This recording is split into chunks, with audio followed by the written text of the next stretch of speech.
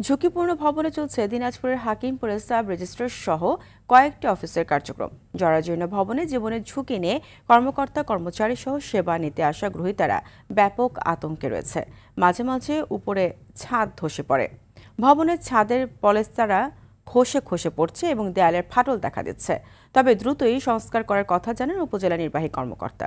হিলি প্রতিনিধি আব্দুল আজিজের তথ্যচিত্রে জানাচ্ছেন নাদিরা সুলতানা।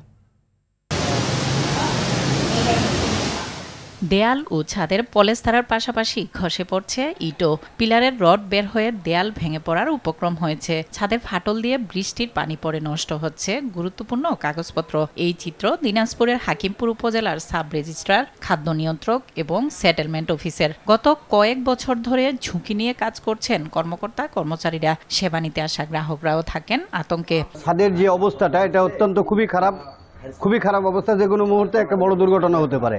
এখানে অবশ্য আমাদের অফিস রুম ভালো নেই, যেটা আছে পরিত্যক্ত অফিস।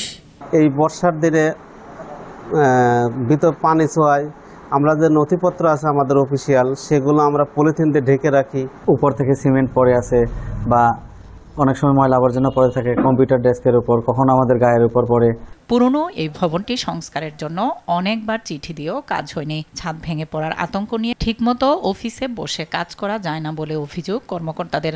নির্দিষ্ট কোনো পুনর্বাসন বা কোনো অফিস দেয় না, যার জন্য আমরা ঝুঁকিপূর্ণ হলেও আমরা রিস্ক নিয়ে কাজ করে যাই। আমরা চাই যে বিল্ডিংটা ভালো হোক, বা এটারই মেরামত করে দিক, বা নতুন কোনো বিল্ডিং এ যদি আমাদেরকে শিফট করার হয়। এদিকে নাজুক ভবনটি দ্রুত সংস্কারের কথা জানান উপজেলা নির্বাহী কর্মকর্তা। আমাদের উপজেলা পরিষদ থেকে আমাদের একটা চিন্তা আছে, চেষ্টা করছি আমরা আসলে এটাকে ব্যবহারযোগ্য কতটুকখানি করা যায়। গুরুত্বপূর্ণ জরাজীর্ণ ভবনটি সংস্কারে দ্রুত কার্যকর ব্যবস্থা নেওয়ার দাবি সবার।